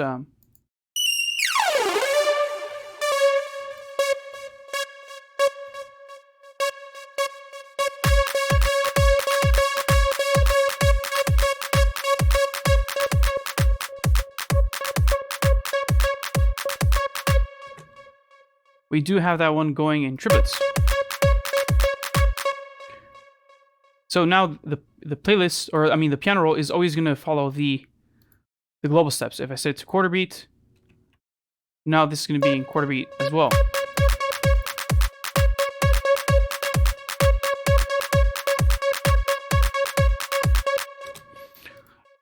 Now, again, if you want them to be both paired, you deselect the specific stepping for the playlist and set it to none or main. Actually, it's main to follow the main. If you set it to none, it's not going to be any. It's actually just be like off the grid, as if you had been pressing Alt to unsnap. So let's put it to main.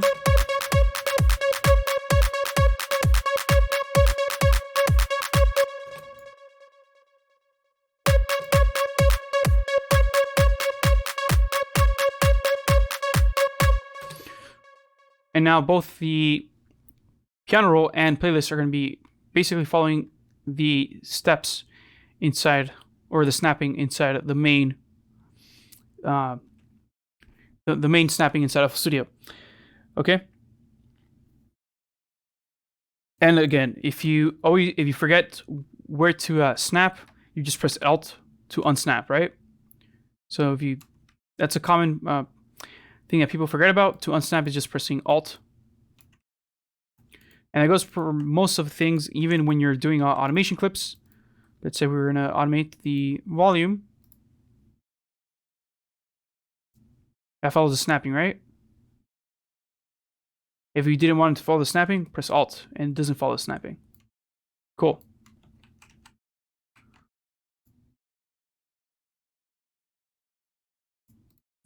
Okay, let's see the other questions.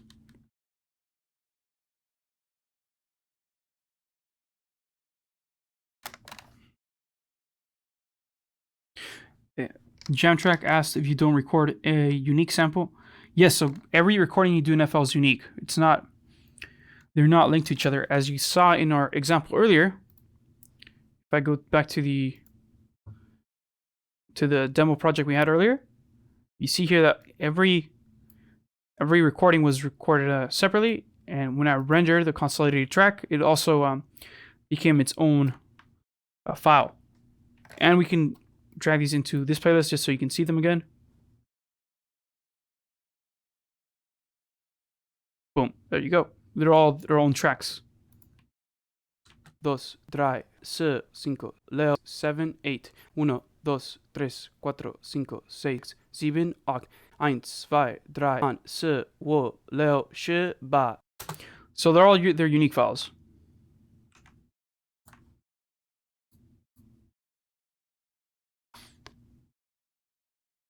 I think where you might have gotten confused is when I was trying to explain that if you record into the step sequencer, basically you record and it goes straight to the channel rack. So that would actually be beneficial if you're going to be sampling drum hits or one shots. Whereas if you actually want this to go to the playlist, you right click and disable that so it goes straight to the playlist. It's important to know that these quantize features are also they also affect the, let's say in the case of quantize, it quantizes MIDI. So we're probably going to look at that in the next webinar, because MIDI inside FL Studio is probably its most important feature, and it's also it's a world of its own. So we have to cover that in its own time.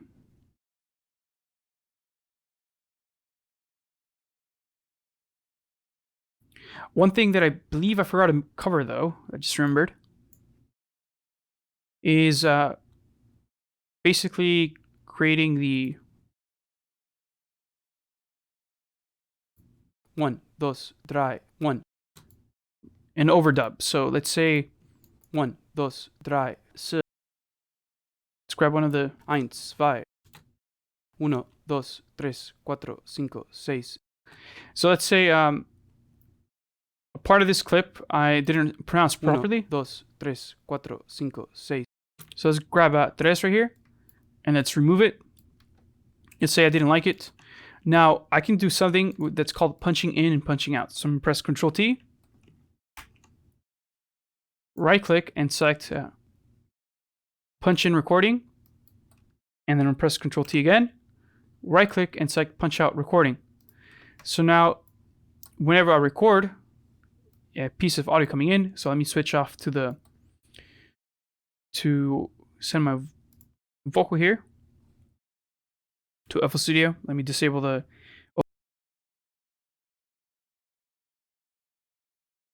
All right, so now it should be coming out of FL. So now when I press record, it's not going to record until I hit the auto part. So I'm going to come over here, press record. 1, 2, 3, 4.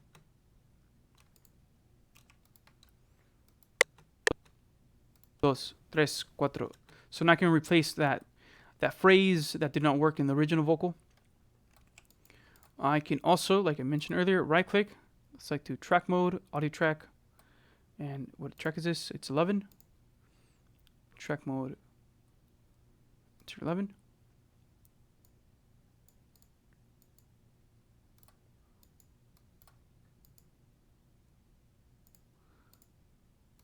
So now the recording markers are enabled. So now you're going to actually see that there's no recording at the beginning like we saw right here.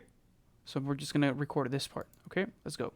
1, 2, 3, 4, 5. So you see? 1, 2, 3, 4, 5. So now it records only in that part. What section, right? If I wanted to say maybe something else, maybe 3 in German. 1, 2, 3, 4. There you go. 1, 2, 3. And make sure you remove loop recording so it doesn't continue trying to loop.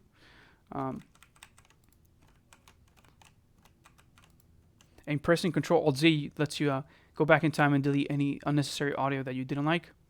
Let's try it once again. 1, 2, 3. Right?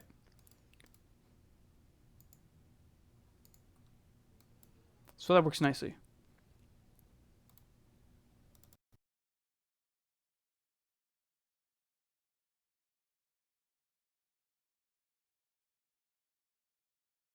Okay, let me see the chat again.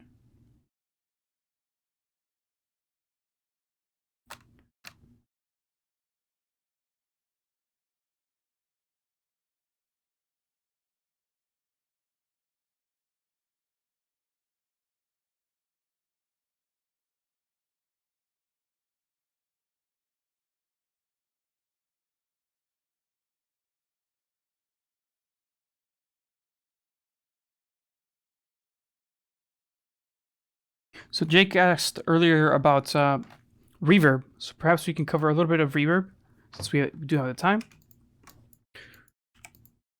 Let's open up a new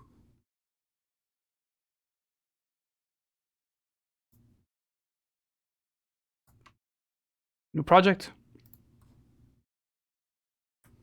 So let's go to my samples. Stare into my eye. Stare. Let's go with this one.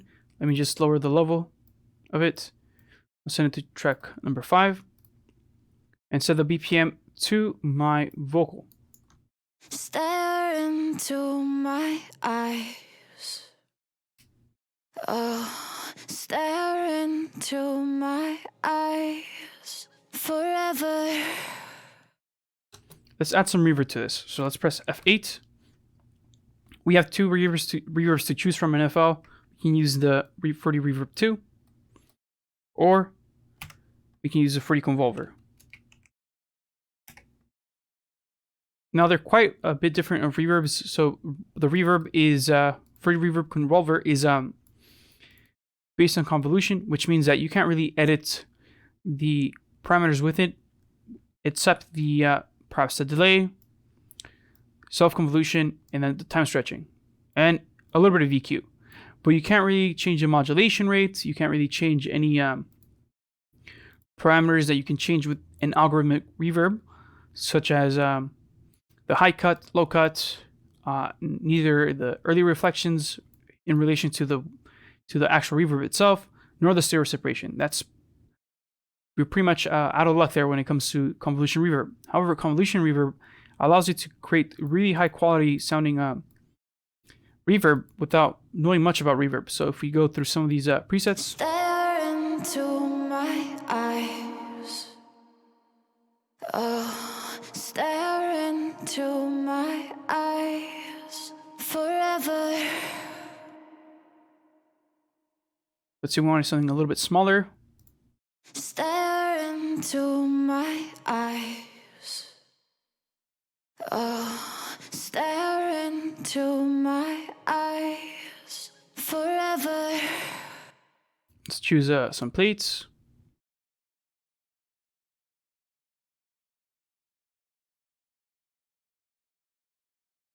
You can even do some guitar cabinets. Stare into my eyes. Stare into my eyes. So this is more of an effect than a reverb, but you can also load the guitar cabinets and other short impulse responses that you get. There's also classic reverb, so if you go to the maybe the event side, Stare into my eyes. some lexicons, Stare into my eyes. Oh, stare into my eyes. Forever. now the stretch allows you to stretch that reverb a little bit longer or shorten it. Stare into my eyes. So convolution does convolution on itself. It's really cool for sound design. Stare into my eyes. It almost gives you like a second delay. There is the delay, of course, so to create a some timing differences between the first when you first hear your vocal and the actual reverb itself. Stare into my eyes. If I push this too far, you can start to hear the delay. Oh, stare into my eyes. Forever. So it's more noticeable, like a real regular delay. And if I set the input, you can also change some stereo separation. I'm not a big fan of doing too much of this, but let's give it a try. Oh, stare into my eyes. Forever. So you can hear it's a little bit wider than originally was. Let's go for another type of reverb. Let's choose a cathedral. Oh, stare into my eyes. Forever. So you guys can hear that these are really what I consider kind of warm sounding reverbs. Of course, if you use a plate response, you're going to get something that's a little bit more shrill. However, it's really hard to go wrong with the convolution reverb. All you pretty much have to do is make sure that the timing is right, so it ends up where it should be. Now, when you talk about an algorithmic reverb, it's a much more complex per se in the set of in the sense that it gives you more options to do soundscaping. Now, here, Stare into my eyes. to begin with, you get complete control over the early reflections in comparison to the wet. So if you want to make something sound a little bit closer, Stare into my eyes. you can increase the early reflection and lower the wet reverb. If you want to make something seem further, you can reduce the early reflections and increase the reverb. Stare into my eyes. To further make something sound farther away, you can high cut it and only allow some of the mid frequencies out. Stare into my eyes. So now it sounds you're even farther away. You can even increase the reverb, so there's timing differences. Stare into my eyes. See that? Now you can also change the modulation on the reverb itself to change how much it moves from one side of the wall to the other. Because remember, reverbers are trying to capture rooms and spaces. Stare into my eyes.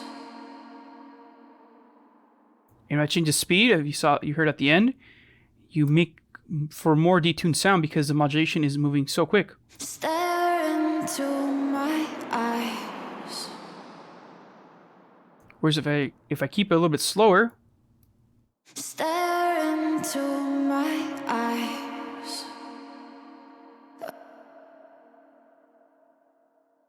you hear a little bit less of bouncing back and forth between the different reflections. Stare into my eyes.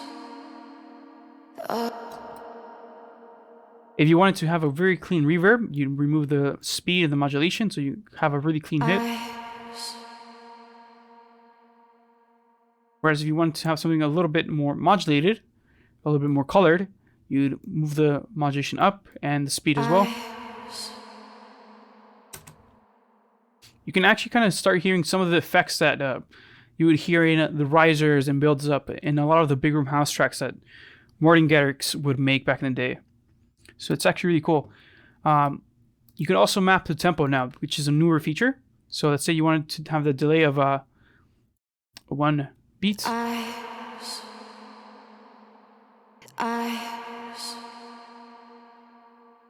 Make the size humongous.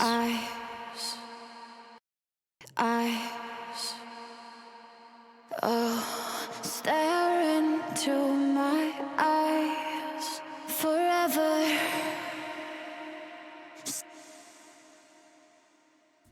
So those are some basics on how to use reverb. Jake MX asked, how can we organize the plugin list? Well, that's a pretty big topic. I'm actually going to cover that a little bit better in the next class because we're going to be talking about MIDI and plugins as well. So that's also very important, but let's go do that real quick. Go to Manage Plugins, and then you can set this to be... it's kind of annoying, but here you can see all the plugin lists that you have, right? So this is where all the plugins are found. You can see where the FL plugins are, where your VST plugins are, and where your VST3 plugins are. Now you can select to combine VST2 and VST3 plugins. So if you want to do that, you can press that button and then select Find More Plugins, and you can also select Rescan Previously Verified Plugins, and this would connect both your VST2 and VST3 plugins together. Now, I don't do that because sometimes some plugins that I'm using are using VST3 that is not as good as their VST2 versions, so I like to go and swap back to the VST2. If you already know the stuff that you like, that's something you can do. However, if you're a newer user, you might want to combine them and then rescan previously verified plugins, do the scan, and that way you don't have a bunch of doubles of the plugins that you already have. The other thing you can do right now is also create a favorites list. So let's say I go to let's go find my Yuhi Hive. So let's go to Hive. I'm going to favorite this plugin. So now this is going to appear in my favorites list. The other thing I could do, since now this is going to be on my favorites, you see that? Synth Hive. I can load up Yuhi Hive right there. However, when I go to my plugin folder, or my plugin picker, I'm not going to see Hive right there, right? If I type in Hive, all I see is this little phrase and a little block with Hive. I don't actually see the plugin. To actually see the plugin, I can select Hive, go to my plugin database, go to installed, or actually not go to installed, go to generators, go to synth, right click, or I mean left click on the options menu on the channel rack, or I should say the free wrapper, and then go to the, under save preset, go to add plugin database, flag as favorite. And it says Hive will be added to the subcategory synth, and you select OK. And now you have a picture of Hive there. So now when I press F8, Hive will show up there. Now I need to restart FL for this to happen, so let's close this down.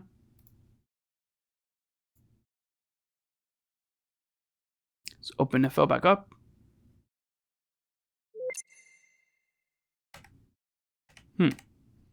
Actually, that's a weird bug. So basically what happens is that if you first favorite that thing, you have to go to Windows Shell menu, open it.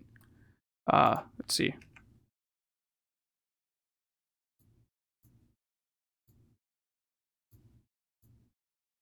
You see how there's an old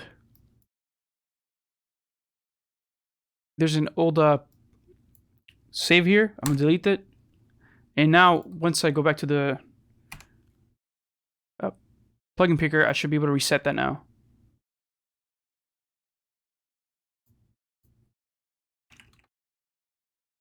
Let's do this real quick. Let's add a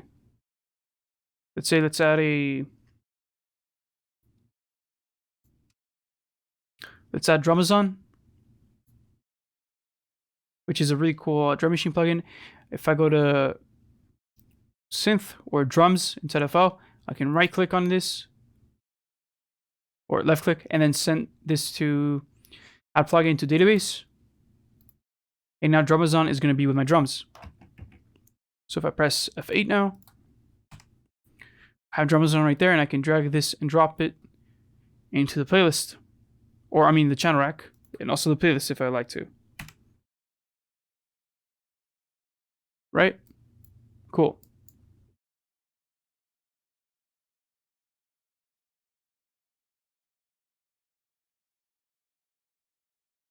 Yeah, it's the plugin list thing is kind of annoying to me when it comes to the favorites, because like I just showed you, if you do select the favorite right there, it does pop up when you click right here under the plus button. However, when you actually try to load it up onto the plugin picker, it doesn't automatically take a picture of it, and you see there. Now I have to go to the plugin picker's data folder and delete that file and add it to the plugin picker like I just did it with the Drumazon.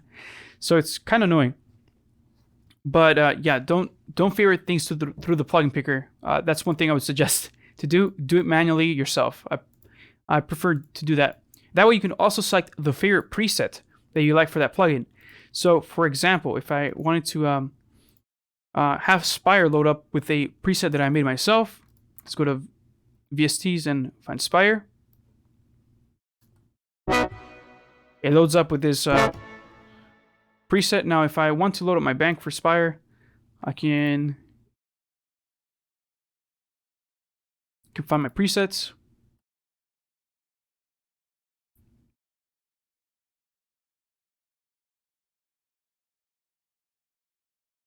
Wow, where are they? Let's just go with this snare plugin or snare preset, which turns out is not even a snare, but let's see. Here you go. It actually has the list of my plugins, my presets. Let's say I want that to be my preset that loads up every time I open up Spire. Now I can go to my generators, go to synth, and load this as load it to the plugin database. There we go. Now when I press F8, instead of Spire loading with that annoying bass sound that it has as a default preset, now it loads up my LD Reborn preset, right? That's cool. You can do that for all your plugins, including your effects plugins. So what I also do with the Fruity EQ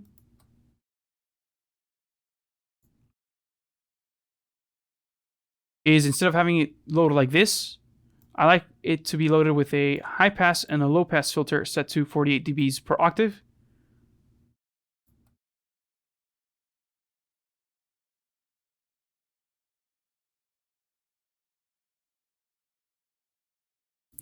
So I then go ahead and go to my effects, go to my EQ or filter, because this is under filter.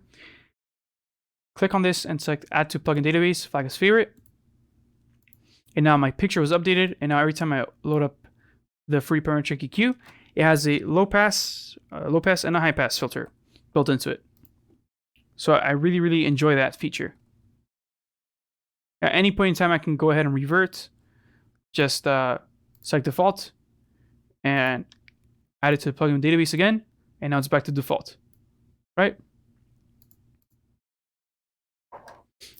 Okay, we are about to hit the 2-hour mark. If you guys have any more questions, please let me know now, or remain silent until the next class.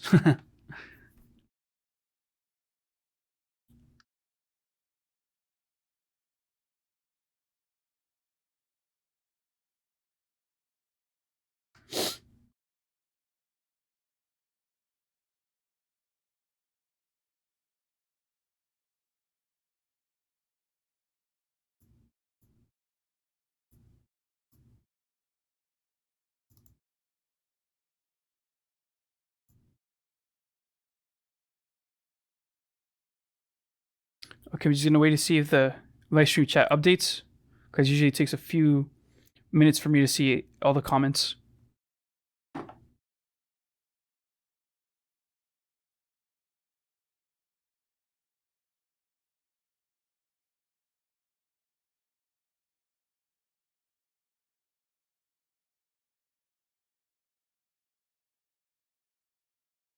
Hey, what's up, Eric? Catching the end of the stream?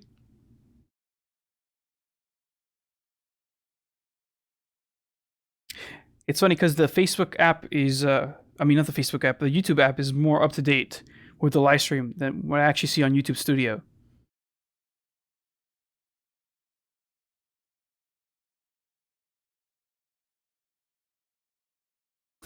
Okay, I'm going to call it a day for the live stream. We've been on for 2 hours now. I hope you guys learned a lot from this live stream. Come back and watch it again if there was something you didn't understand. We're going to try and put timestamps. Also, if you guys have any questions, leave them in the comment section, and we will answer them in a later live stream. Like I said, we try to do a 30-minute Q&A at the end of a live stream so we can get a discussion going with you guys and see what you guys are curious about. And once again, I'm Kevin Ochoa with Music Marketing TV.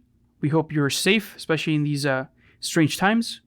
And I'm Kevin Ochoa, and we'll talk to you guys very soon. Peace.